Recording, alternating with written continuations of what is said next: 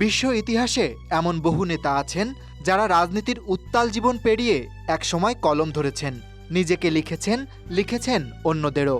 আমেরিকার Barack Obama, George W Bush, Bill Clinton কিংবা দক্ষিণ আফ্রিকার নেলসন ম্যান্ডেলা প্রত্যেকেই তাদের রাজনীতির প্রেক্ষাপট, ক্ষমতার ভেতর বাহির আর পতনের গল্প শুনিয়েছেন তাদের আত্মজীবনীতে।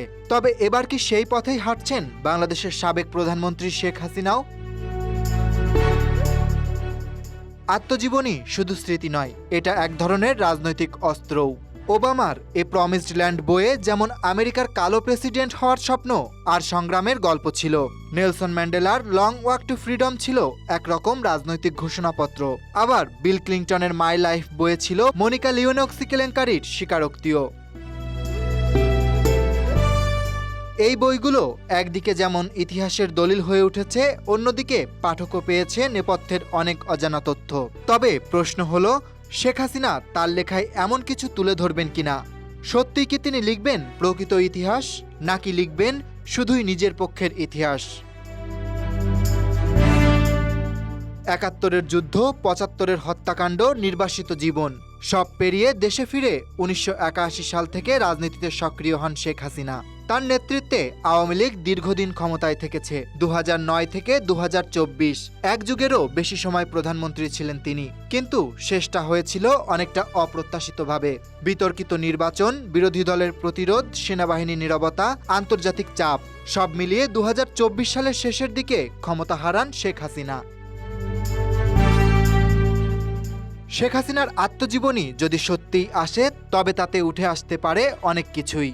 ১৯৭৫ পরবর্তী জার্মানি প্রবাসের জীবন, ১৯৮১ সালে দলের সভাপতির দায়িত্ব গ্রহণ, বিএনপি জামায়াত জোটের বিরুদ্ধে আন্দোলন, ২০০৭ সালের 1/11-এর সেনা সমর্থিত তত্ত্বাবধায়ক সরকার ও কারাবরণ, পদ্মা সেতু দুর্নীতি অভিযোগ, বিশ্বব্যাংকের সরে যাওয়া, রোহিঙ্গা সংকটের কূটনীতি, ভারতের সঙ্গে সম্পর্কের উত্থান পতন, মেট্রো রেল, পদ্মা সেতু, পারমাণবিক বিদ্যুৎ প্রকল্পের মতো মেগা প্রকল্প এবং শেষ দিকে আন্দোলনে পতনের গল্প। রাজনৈতিক জীবনের বাইরেও আত্মজীবনীতে থাকতে পারে তার পারিবারিক গল্প। কিন্তু তিনি কি এসব লিখবেন নিখুঁতভাবে, নাকি রাজনীতির ভাষায় কিছু কৌশলগত নীরবতা বজায় রাখবেন? রাজনৈতিক বিশ্লেষকদের মতে অনেক নেতা আত্মজীবনী লেখেন নিজেকে সঠিক প্রমাণ করতে, একরকম ন্যারেটিভ কন্ট্রোল। তাহলে কি শেখ হাসিনার বইতেও থাকবে নিজের অপমানজনক পতনকে অন্যভাবে ব্যাখ্যা করার প্রয়াস? সংবিধান পরিবর্তন, নির্বাচন কমিশনকে নিয়ন্ত্রণ, বিরোধীদের দমননীতি, ক্রসফায়ার সংস্কৃতি এসব বিষয়ে কি তিনি লিখবেন আত্মসমালোচনার সুরে? দীর্ঘ এক শাসনের গল্প, বিতর্ক, বিজয় আর পতন সব যদি এক বইয়ে আসে, সেটা হবে বাংলাদেশের ইতিহাসের অমূল্য দলিল। তবে সেই বইয়ে সত্য থাকবে, নাকি থাকবে শুধু আত্মরক্ষার প্রচেষ্টা, সেটাই এখন দেখার বিষয়। Dhaka express news desk.